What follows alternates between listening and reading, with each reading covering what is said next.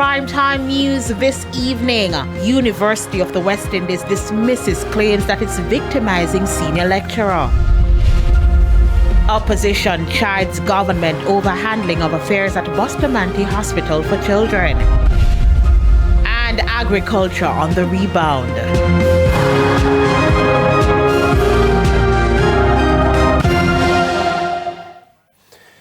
Good evening and welcome to Primetime News. A special welcome if you're watching on TVJ International in the Cayman Islands or online at onespotmedia.com. I'm Giovanni Dennis. And I'm Kelisha Williams with a preview of what's to come in the financial week. Here's Anthony Lugg. Well, Kelisha, the IMF is forecasting growth for Jamaica this year and next year. However, there are concerns about other countries. I'll tell you about that in the financial week. And to tell us about the concern in sport, here's Spencer Darlington. Thank you very much, Gio. Well, the reggae girls went down to France in their friendly international earlier today. We'll give you more details in Primetime Sports later. There's also sports commentary, E-Prime, and weather in this newscast. But before the break, the feedback question.